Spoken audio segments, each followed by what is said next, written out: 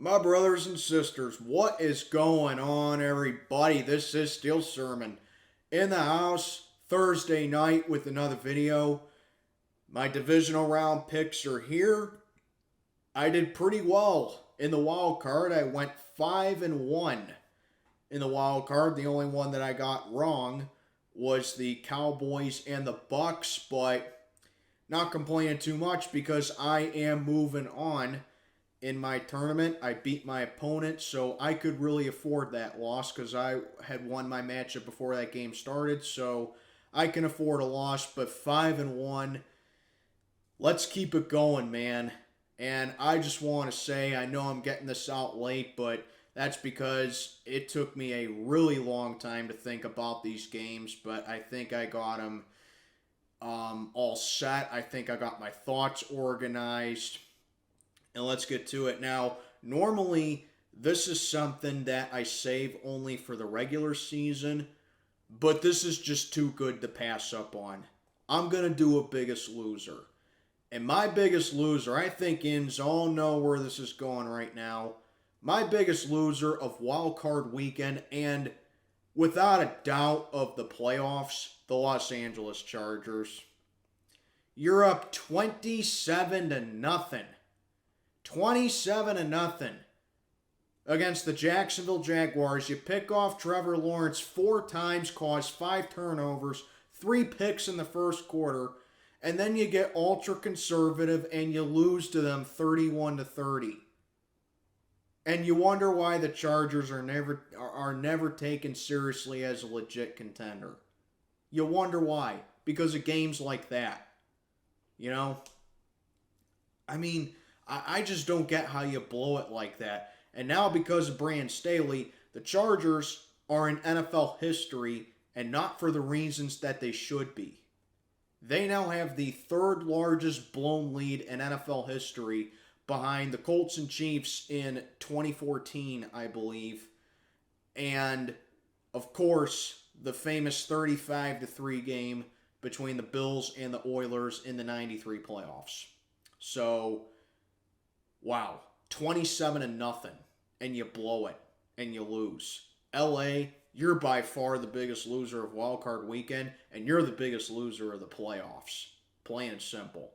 Now that that's out of the way, something I just want to say for the people that are still in the tournament, just remember spreads are still the ones that you need the most because that can determine the outcome of your game. However, championship round and the Super Bowl will be different. I will explain it next week, as you'll see. But yeah, these are my divisional round picks. 4 games, and these were all incredibly difficult for me to think of, but I think I got down to my conclusions. Let's get on to it.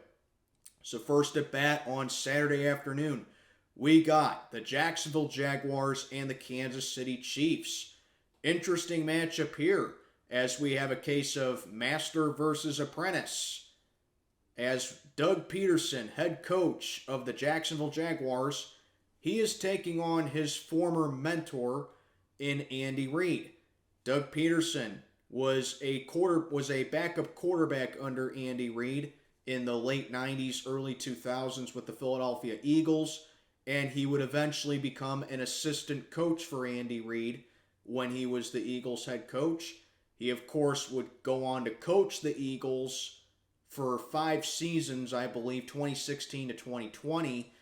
And now he is Jacksonville's head coach, and now they're meeting in the playoffs. So, very interesting story right here between the head coaches. But let's get on to the teams. For the Jaguars, Trevor Lawrence, as I said, 4 interceptions, 3 of them in the first quarter. But he was able to show why he has such a strong mentality, and he is just very mentally tough as he threw 4 touchdown passes to spark the Jaguars past the Chargers in that wild card game. Jacksonville's offensive line is going to have their hands full this weekend as they go up against a stout Kansas City pass rush who was second in the league in sacks this season with 55 sacks on the season. And when they met back in Week 10, the Chiefs were able to get to Trevor Lawrence 5 times. So that's a matchup right there. How is Jacksonville's O-line going to be able to handle that Chiefs pass rush that they got there? They did predominantly well against the Chargers in the wild card with 18% pass rush against LA, so they fared well there, but the Chiefs are just a different animal. Jacksonville was top 5 in sacks allowed, so you figure that this young offensive line that they're developing down in Florida is going to blossom soon, but going up against the Chiefs pass rush might be a tall order for them. Then, of course, you got stuff about the run game versus the run defense. Again, the run game for Jacksonville came to life. I said my biggest X factor in that Jaguars-Chiefs game needed to be Travis Etienne, and he performed as expected. Got 20 carries, 109 yards, averaging a little over 5 yards a game. So, solid game for Travis Etienne.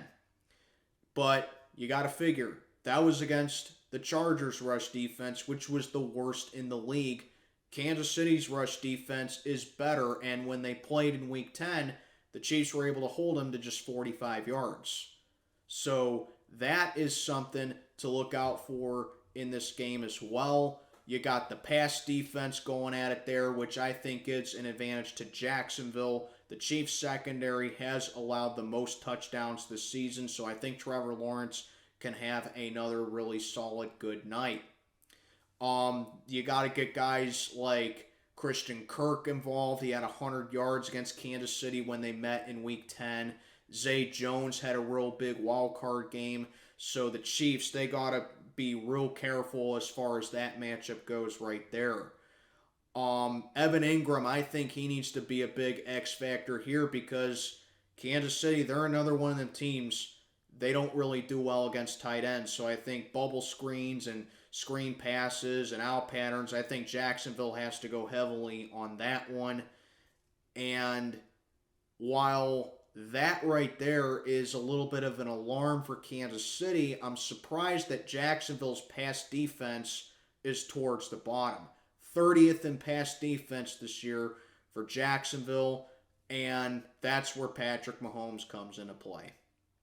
I always knew Mahomes was a great quarterback, but I thought at the beginning of this year that we were going to see him potentially take a step back because Tyreek Hill was lost.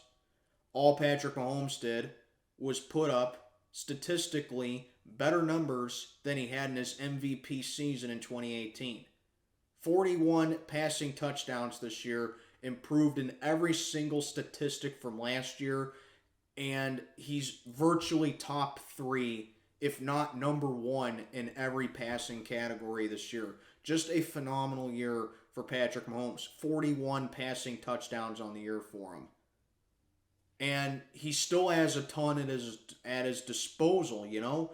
Travis Kelce, best tight end in the league. Juju Smith-Schuster has been a major X factor for him this year. And I think with the way Kansas City just distributes the ball to even a guy like NVS, Jacksonville's pass defense is just going to be overwhelmed in this one.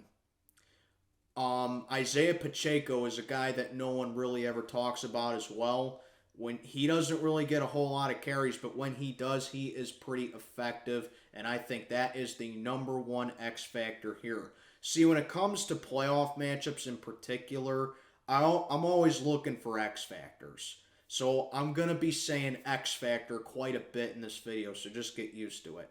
Isaiah Pacheco is the biggest X factor here, and the other one, get ready for this.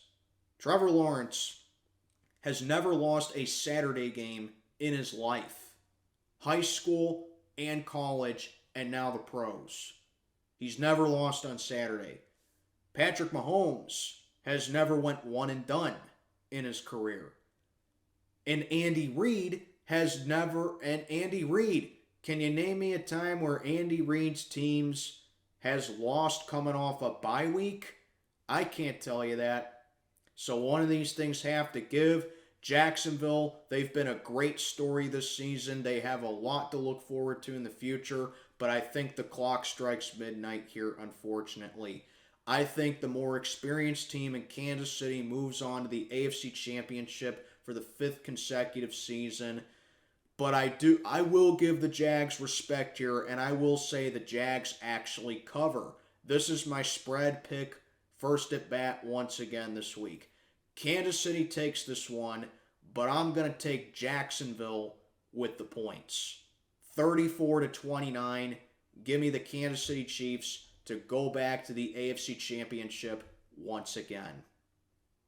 Then we got Saturday Night Football, and I say it every single time when these two teams go at it. In my opinion, it is the best rivalry in NFL history. The New York Football Giants, coming off a win over the Minnesota Vikings in Minneapolis last Sunday, going into Philly to take on the Eagles, who are coming off a first-round bye. And the last team that the Eagles played were these New York Giants, but not exactly. Why is that? Because the Eagles play the Giants' backups. And as I said, every single time these two teams go at it, it's the best rivalry in NFL history, in my opinion. Bears-Packers may be the oldest, but come on. When was the last time the Bears and Packers were both good in the same season? The Giants and Eagles, however, you want to talk about raw hatred and emotion and just historical context and historical moments and icons. Look no further than this matchup right here. The Giants and the Eagles, man. So let's get on into it. The Giants, as I said, when they played Philadelphia back in Week 18, they had their backups in. And I know when they played the first time, the Giants obviously had their starters in, and Philly blew the doors off of them. But this Giants team just seems a lot different, and for the better. In 3 of their last 4 games, the Giants have scored 24 or more points. Their offense comes in steaming, it comes in blazing, and it comes in with momentum, and that's what you want to have, especially going into the second round of the playoffs, let alone against the number 1 seed. Saquon Barkley has been the catalyst for the Giants' offense this year. 1,300 yards on the ground for Saquon Barkley. By far, my pick for comeback player of the year. And then, of course, you got Daniel Jones. He is coming off, in my opinion, the best game of his career in the wild card. He may not be an elite quarterback, but that was an elite performance that he put up. A QB rating of over 110 in back-to-back starts for Daniel Jones, 300 yards passing, and he took that Giants team on his back and guided them to a victory. And the thing with Philly is, while their defense is very tough and it's very grimy and physical, and they will get sacks in, they do not do well against the rush defense. And I think that's where Saquon Barkley and Daniel Jones are going to have to come in, and they're going to have to be X factors with how they can run the ball efficiently. I mean, sure, when they met, Philly held Barkley in check, but like I said, this Giants team just has momentum now, and now their starters are gaining just more experience as the playoffs progress. I mean, that was their first playoff game as a whole, but I think now that they have a playoff game under their belt, that's going to do them some favors. Then you got the battle of the O-lines, and I think this is a mismatch right here. Giants O-line, not great this year to say the least. They allowed 49 sacks this year, and when you think about the Eagles defense, you think about pass rushes, you think about bull rushes attacking both ends of the offensive line, and you think about guys like Cox, you think about guys like former Steeler Hargrave, you think about Sweat, you think about Reddick. Those 4 guys in particular have combined for 56 sacks this season for Philadelphia. Philly as a team, 70 sacks on the season, which is by far the most in the league. So that's a very big mismatch right there, and that's something that I think the Giants definitely have to have their A game on for this year. Kind of reminds me of 2011 when they played the 49ers in the NFC Championship, where Eli Manning got knocked down all game against the 49ers, but he still was able to be just mentally tough. And I think that's what Daniel Jones is starting to evolve into with the Giants, as Brian Daboll just continues to do a phenomenal job with mentally preparing this team up. You take a look at the Giants as far as offense goes. Guy like Hodgins, you imagine he's going to be on either Slay or former Giant James Bradbury.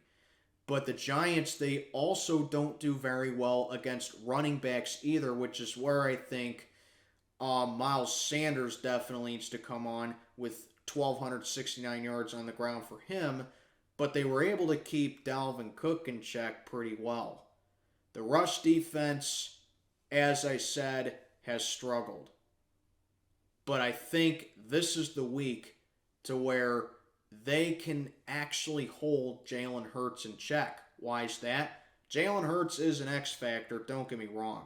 But how many times have we seen Philly run the same offense where they're throwing screen passes, where Jalen Hurts is using his legs?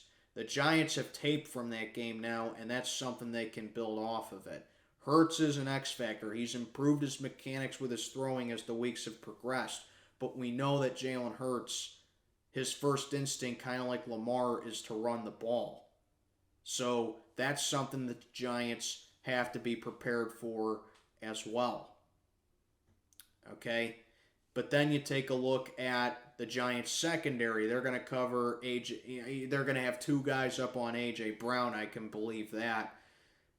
And they're another one of those teams. They don't do well against tight ends, which is where Dallas Goedert and Boston Scott, they're going to have to get involved for Philly big time in this one. So those are some pretty big X factors favoring Philadelphia in this one. But now, let's talk about some big time strikes that are against the Eagles. Remember back in 2008 when the Giants were heavily favored to go to the Super Bowl, and they played in the divisional against the Philadelphia Eagles at home, and the Eagles beat them? Which I know sounds like a good thing for Philly, but look at it this way. The Eagles were a wild card that season. The Giants won the NFC East. Philly won 9 games in the regular season, and they had a tie in their record. You go to 2022. The Eagles win the NFC East. The Giants are a wild card. The Giants won 9 regular season games, and they had a tie in their record as well. So the roles are now reversed. Advantage New York. Back a season earlier, 2007, no one gave the Giants a chance at beating Tampa Bay. Giants beat the Bucks. No one gives the Giants any chance to beat Tony Romo's Cowboys, who had a phenomenal offensive year after they got swept by him in the regular season. Giants beat the Cowboys. Oh, but they're not going to go up to Lambeau and beat Brett Favre's Packers, who are a Super Bowl favorite and are going to play the Patriots in the Super Bowl. Wrong. Giants end Brett Favre's career as a Packer. Oh, but they're playing the 16-0 Patriots in the Super Bowl. New England's going to squish them. New England's going to destroy them, right? Giants beat the Patriots in the Super Bowl. The Giants are the ultimate underdogs. They're the ultimate road warriors. They're the ultimate team that plays with their backs against the wall. And a similar story in 2011. They crushed Atlanta in the wild card. They took care of business against the Packers in Lambeau again in Aaron Rodgers' MVP season. And then, as I said, they beat the 49ers in the NFC Championship, crowning jewel of Eli Manning's career, in my opinion. And then they beat the Patriots in the Super Bowl once again. I ain't saying the Giants are going to go all the way to the Super Bowl, but what I am saying is this team plays with adversity. This team plays with their backs against the wall, and they bring out the fighters in them when the chips are down. And also, the Giants have won 6 out of their last 8 road playoff games, and they have never lost. They have never lost a playoff game to a number 1 seed. Have never done it. Philadelphia is a great team. They've been the Super Bowl favorites all year. But I think people are sleeping on the Giants. I said the Giants would go to Minneapolis and beat the Vikings last week, and they did.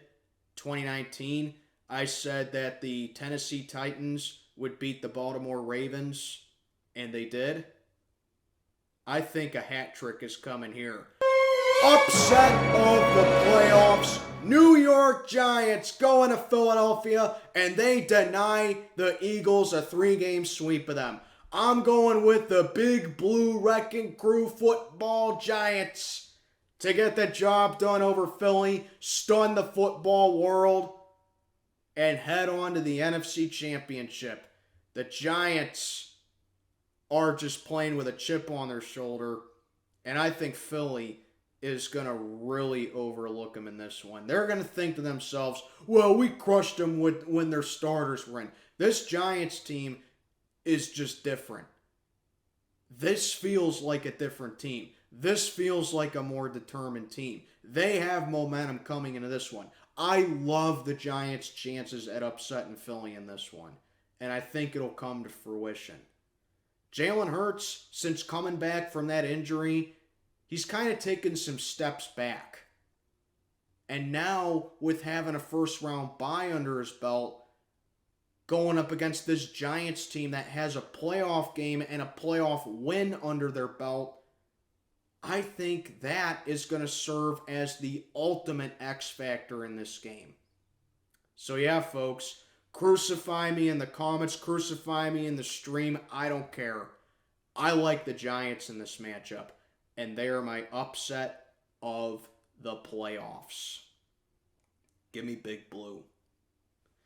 Next up, we got the Sunday games. And without even hesitating, I can say this was the hardest one for me to decide. We got the Cincinnati Bengals and the Buffalo Bills at Highmark Stadium. What should have been the matchup in Week 17 on Monday Night Football. We all know the story there with Damar Hamlin. Thank God that he is discharged from the hospital and that he is pretty much fully recovered.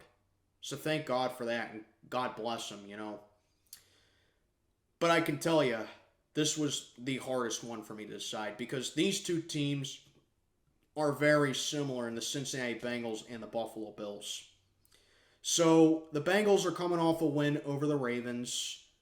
They didn't look all that great offensively, though. The Bills are coming off a win against the Dolphins, but Buffalo didn't really look all that good defensively. So something has to give here. One of these two teams are going to have back-to-back poor performances. Let's talk about the Bengals at first. So, like I said, they didn't really look sharp offensively, but Joe Burrow, for his standards, had a pretty clean game with a 99.6 rating. So, he did what he needed to do. The rest of the team, kind of underwhelming. And I don't know if it's going to have to come down to Jamar Chase or T. Higgins, but if you put one of them on Elam that the Bills have, that's got to be an advantage for Cincinnati right there, because Elam, I don't know if he's 100% healthy. But then again, Jonah Williams, the offensive lineman for the Bengals, got injured against the Ravens. And that opened up the door for Baltimore's pass rush. Burrow got sacked 4 times against the Ravens, and he got hit 8 times. And Buffalo's pass rush this year can be very physical, and they can get in the face. But that needs to be animated in this one here, because it has to overshadow what Buffalo's offensive line let up in that game against the Dolphins. Josh Allen got sacked 7 times against Miami. 7 times. And this is an O-line that was 8th in sacks allowed. So that's very alarming right there. Advantage Cincinnati. You got Boyd against Taron Johnson. And when you got a guy like Tyler Boyd being a leader of this receiving corps, that's something that the Bills need to be high on as well. And it's not a real big deal, but it's still dangerous and worth noting. When Hurst is not being looked at, he can sneak up on you. And Buffalo, they're very Jekyll and Hyde with tight ends. Advantage Cincinnati. But a huge mismatch right here. And this is a major advantage for Buffalo right here. A huge mismatch. Are you really going to put Eli Apple on Stephon Diggs? Because Eli Apple, you may as well call him Eli Apple Fritter with how he got roasted against the Ravens on that one touchdown pass from Tyler Huntley. Major mismatch right there. Advantage Buffalo. And when I mentioned about Taron Johnson, he had a 97.8 rating this season. Buffalo, I mean, they have looked a little Jekyll and Hyde against tight ends, but when they do cover tight ends, they're really good at it. They've held tight ends to the lowest rating this season. But there's just something about this Buffalo defense that just says it's a little off. And I don't know what it is. So, that's something right there. Another big advantage, as I mentioned before, the pass rush. That's an X factor and advantage for Buffalo. They average about 2 sacks a game, and with Joe Burrow getting hit 8 times and sacked 4 times against Baltimore, that's something the Bills need to take advantage of.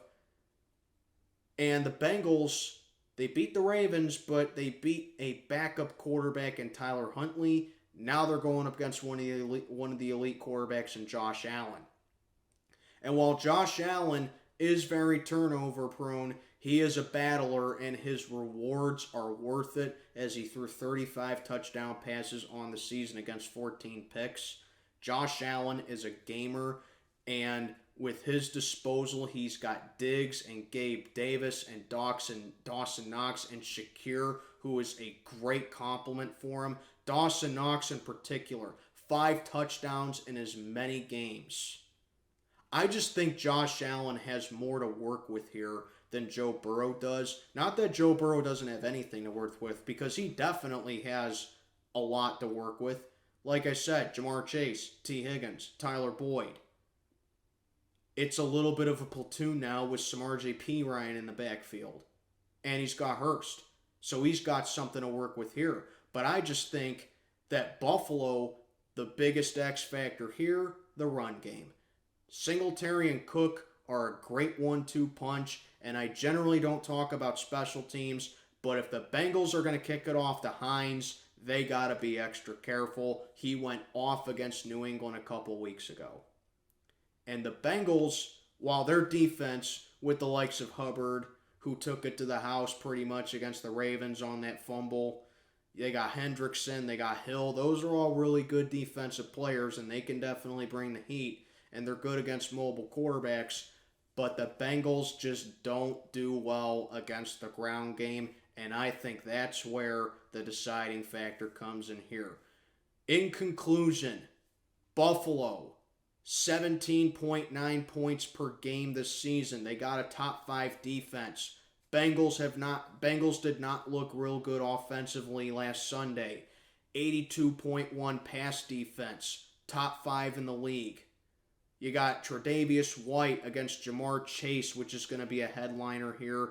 He only allowed 4 catches, and they intercepted Skylar Thompson twice, but still Skylar Thompson was able to hang in there.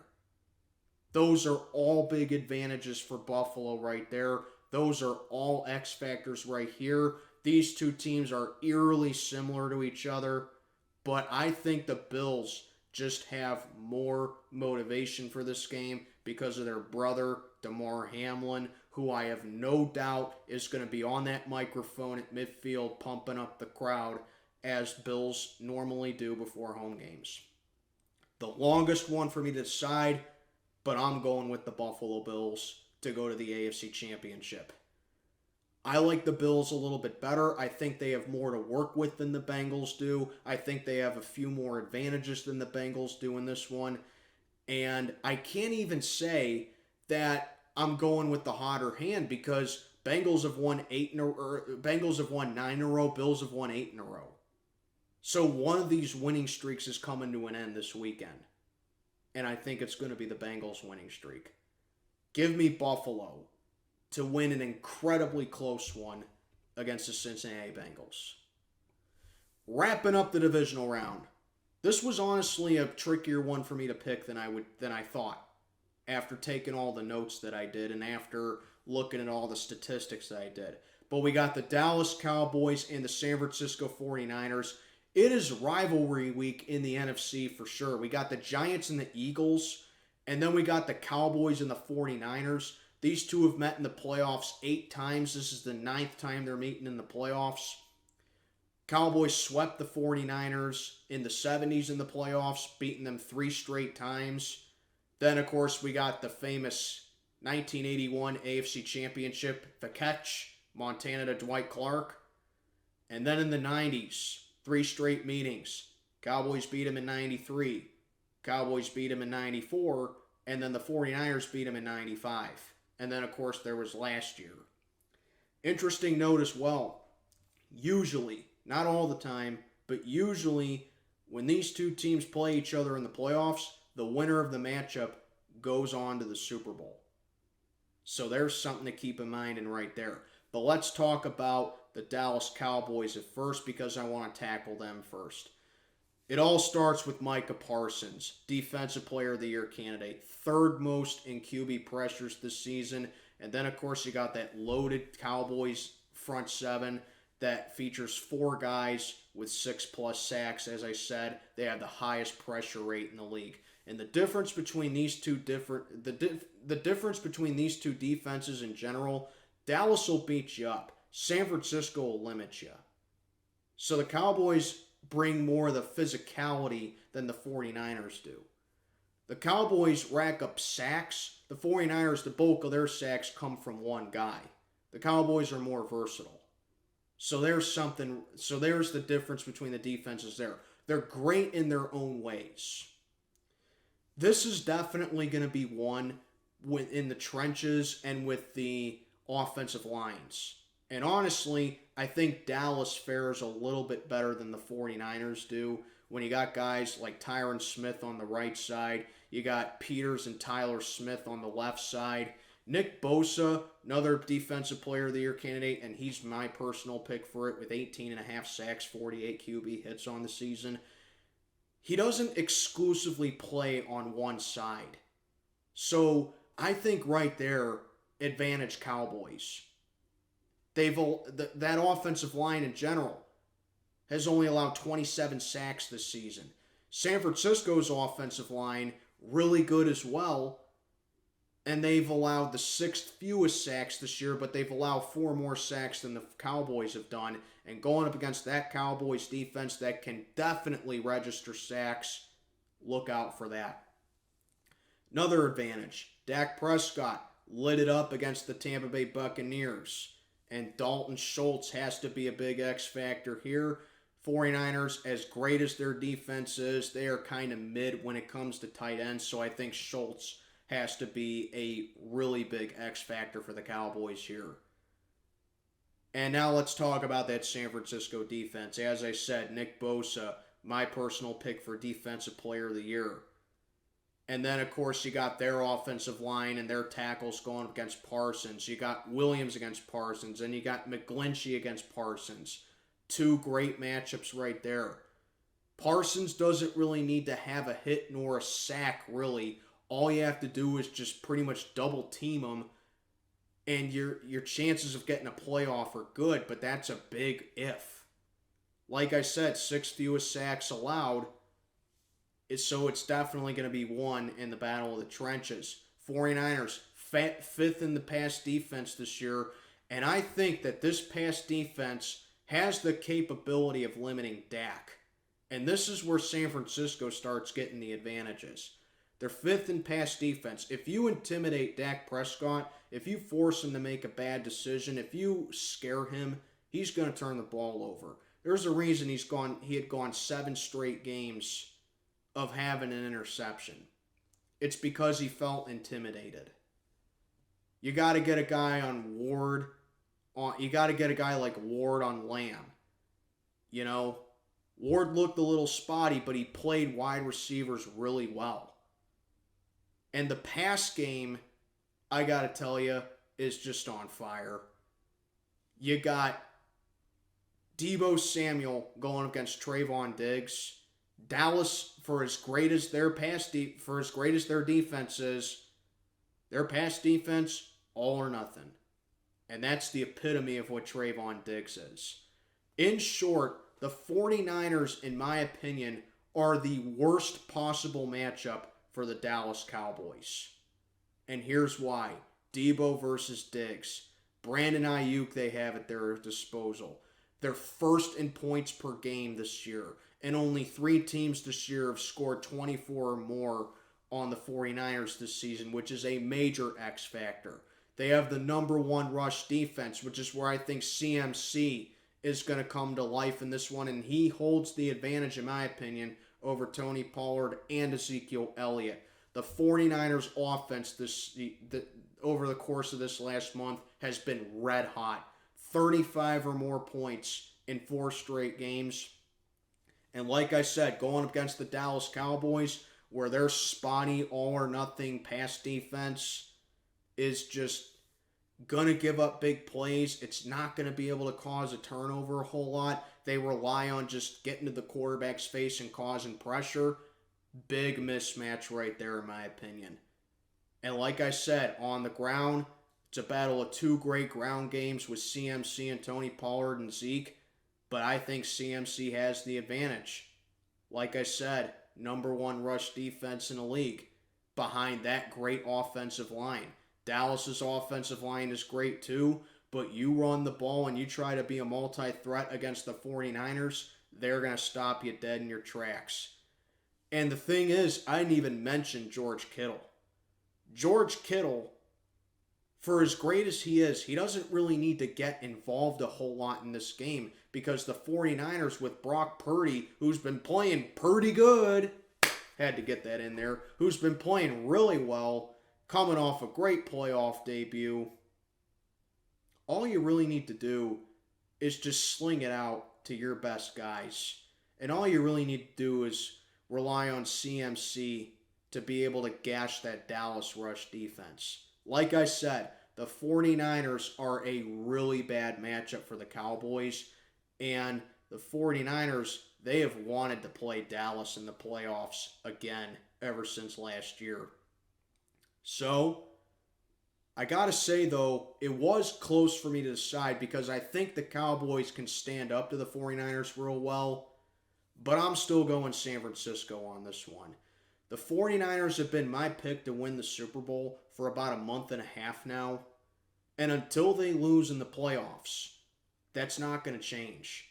I just love the momentum they have. I love the story Brock Purdy has. I love how CMC has just been the catalyst and the glue that's held this offense together. I love the production that they're getting on offense. Kyle Shanahan, in my opinion, has to be in talks of Coach of the Year. And just this 49er defense has just been phenomenal. I don't see how San Francisco loses this game, and I see how they win their 12th in a row. Easily a franchise record. Cowboys, great season, but I don't see you getting past San Francisco. Give me the 49ers to win a very good one over the Dallas Cowboys. That'll do it. Those are my divisional round picks. Judging by how long this took me to record, 39 minutes, you can tell that I took a lot of time thinking about these games, but let me know what you think down in the comments below. Steel Sermon checking on out for the night. May God be with you all.